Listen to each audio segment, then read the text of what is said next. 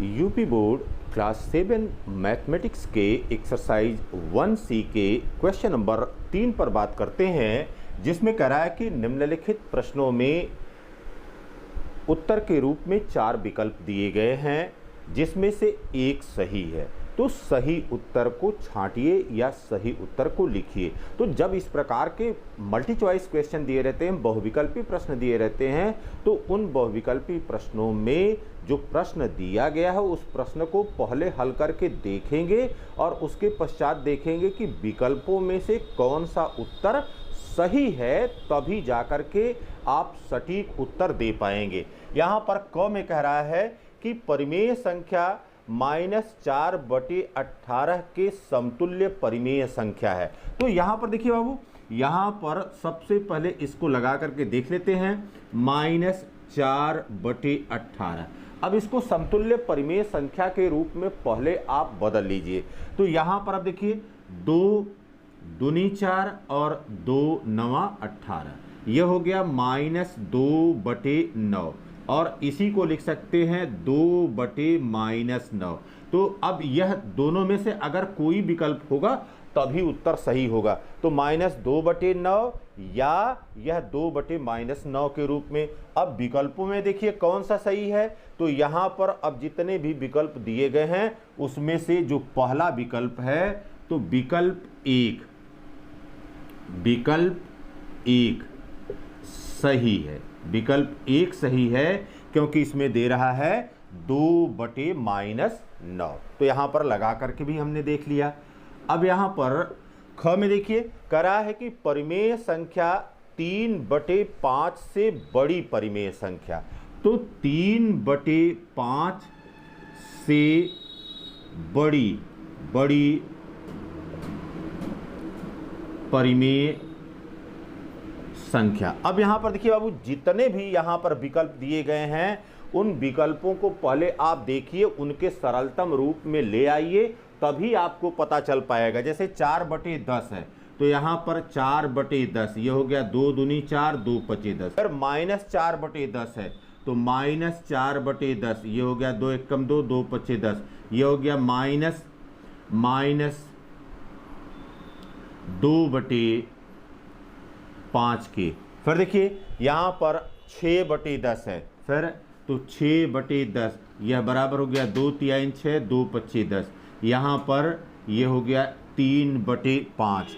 अब यहाँ पर देखिए बाबू, यह पहला भी नहीं सही है, दूसरा भी नहीं सही है, तीसरा भी नहीं सही है। तो यहाँ पर अब यह कौन सा विकल्प सही होगा? यहाँ पर चौथा विकल्प सही होगा। यह 7/10 जो परिमेय संख्या होगी वही जो है 3/5 से बड़ी होगी।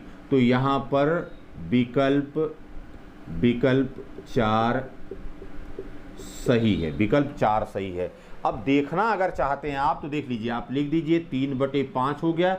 दूसरी परिमेय संख्या यहाँ पर 7/10 हो गई। अब दोनों का एलसीएम आप 10 ले लीजिए। 5 और 10 का एलसीएम लघुत्तम समापवर्ग 10 हो गया। अब 5 दूना 10 और ये हो गया 3 दूना 6, ठीक है। और यहाँ पर 10 एकम 10 7 एकम 7, तो एक परिमेय संख्या या 6/10 के रूप में यह हो गई और यह परिमेय संख्या 7/10 के रूप में हो गई।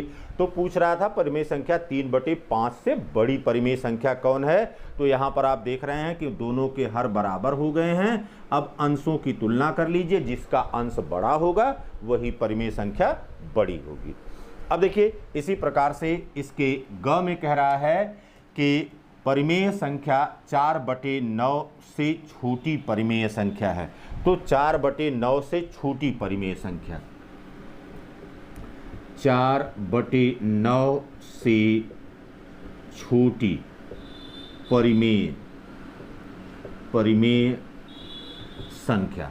तो 4/9 से अब छोटी परिमेय संख्या, यहाँ पर जितनी भी संख्याएं दी गई हैं, जैसे अब यहाँ पर देख लीजिए 1 2 और 3 विकल्प ऐसे हैं जिसमें हर के रूप में 18 दिया गया है। तो यहाँ पर 4/9 और गुणे 2/2 कर लीजिए। यहाँ पर हो गया 4 दूनी 8 और 9 दूनी 18, यह 8/18 के रूप में हो गया। तो अब ये देखिए बाबू, अब इसमें से देखिए मिलाइए, अब ये छोटी परिमेय संख्या 4/9 से छोटी परिमेय संख्या है। तो अब ये देखिए 13/18 नहीं हो सकता है क्योंकि यह 8/18 है। फिर 11/18 नहीं हो सकता है, यहाँ पर देख लीजिए 11/18 भी नहीं हो सकता है, इससे बड़ी हो गई। फिर यहाँ पर देखिए, यहाँ पर यह अब 4/9 और गुणे 3/3, यह हो गया 4×3 12 और 9×3 27।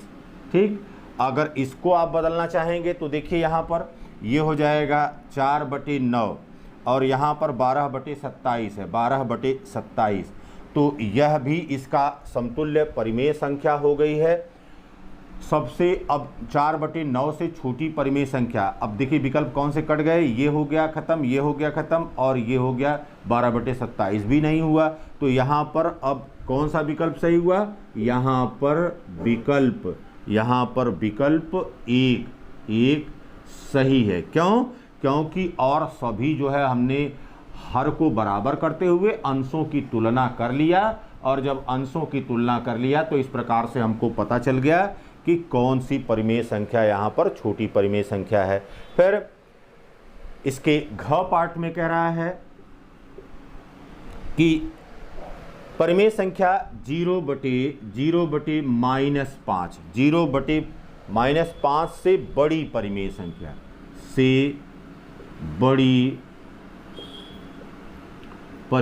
संख्या तो यहाँ पर बड़ी निकालना। आप देखिए यह -1/5 है, हो नहीं सकता है।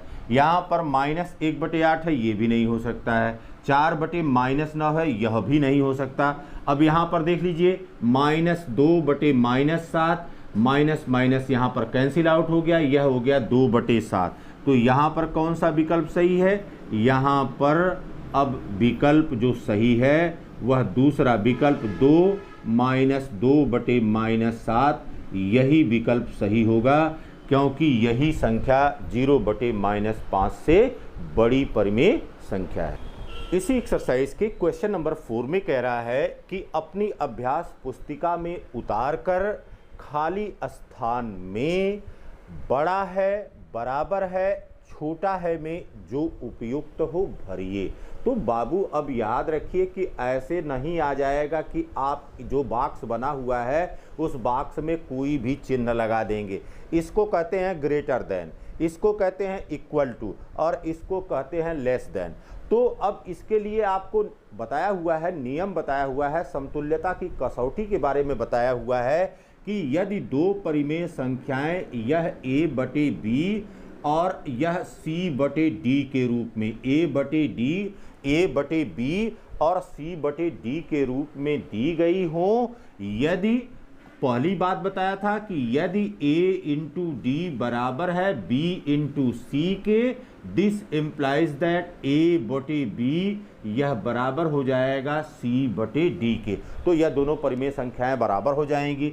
इसी प्रकार से दूसरी बात ज्ञात करेंगे कि a/d is greater than b/c। अगर यह मिल रहा है हमको तब क्या हो जाएगा, तब ये हो जाएगा कि a/b is greater than c/d। और फिर तीसरा नियम आपको बताया था कि यदि a/d is less then b/c के, this implies that a/b is less then c/d के। तो इन तीनों कसौटियों को, तीनों क्राइटेरिया को एकदम से दिमाग में रखना है, तब जाकर के इस तरह के प्रश्नों को आप लगा पाएंगे, नहीं तो अंदाजे से या अनुमान लगा करके यहाँ पर कोई कार्य नहीं हो सकता है।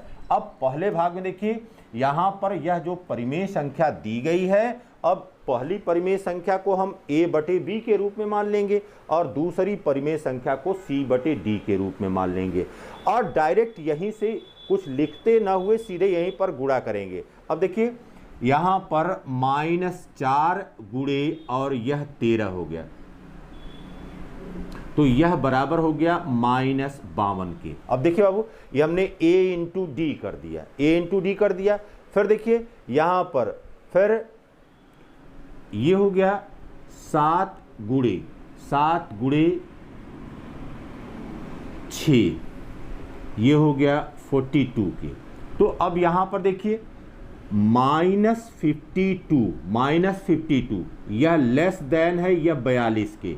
तो अब इसका मतलब यह हो गया कि हमने जो a इंटू डी निकाला हुआ था वह लेस देन है। तो अब यहाँ पर क्या चिन्ह आएगा, लेस देन का चिन्ह आएगा।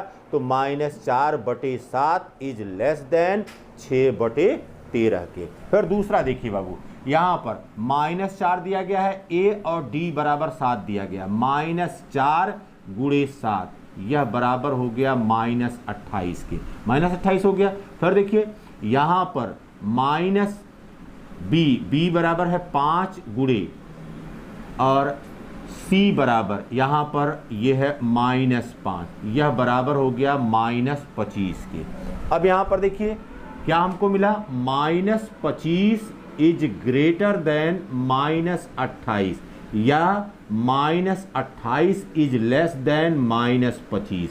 ठीक है, तो अब यहाँ पर किस चीज़ का चिन्ह लग गया, यहाँ पर लेस देन का चिन्ह लग गया, क्योंकि a into d is less than b into c के। तो यहाँ पर लेस देन का चिन्ह आ गया, एकदम समझ में आ रहा होगा। फिर देखिए बाबू, यहाँ पर इसको सरल कर लेते हैं।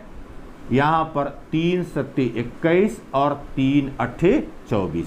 अब ये देखिए -7/8 हो गया और यहाँ पर खाली स्थान हो गया और इसको हमने बदल दिया किसके रूप में, 7/-8 के रूप में। अब यहाँ पर देखिए कैसे, अब यहाँ पर a इंटू डी, तो -7 इंटू -8 यह बराबर माइनस प्लस हो गया, यह 56 आ गया।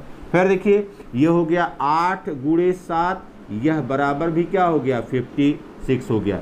तो यहाँ पर क्या चिन्ह आ गया, यहाँ पर बराबर का चिन्ह आ गया, क्योंकि a इंटू डी यह b इंटू सी के बराबर हो। क्वेश्चन नंबर 4 के घ में कह रहा है कि -9/-10 और खाली स्थान है यहाँ पर 8/9। अब यहाँ पर कौन सा चिन्ह आएगा इसके संबंध में देखिए। तो अब यहाँ पर देखिए ये माइनस और माइनस यहाँ से कैंसिल आउट हो गया, इसको लिख सकते हैं 9/10 और फिर यहाँ पर खाली स्थान हो गया, ये हो गया 8/9। अब गुणा करके देख लीजिए, यहाँ पर 9 × 9 = हो गया 81। फिर यहाँ पर हो गया 10 × 8, यह बराबर हो गया 80। तो 81 इज ग्रेटर देन 80। तो यह जब बड़ा हो गया तो यहाँ पर ग्रेटर देन का चिन्ह आ जाएगा या यहाँ पर ग्रेटर देन का निशान हो जाएगा। -9/-10 यह बड़ा होगा 8/9 के। तो समतुल्यता की जो भी कसौटी है उस समतुल्यता की कसौटी को हमेशा याद रखते हुए, उसके क्राइटेरिया को याद रखते हुए तब इस प्रकार के प्रश्नों को आप हल कर सकते हैं।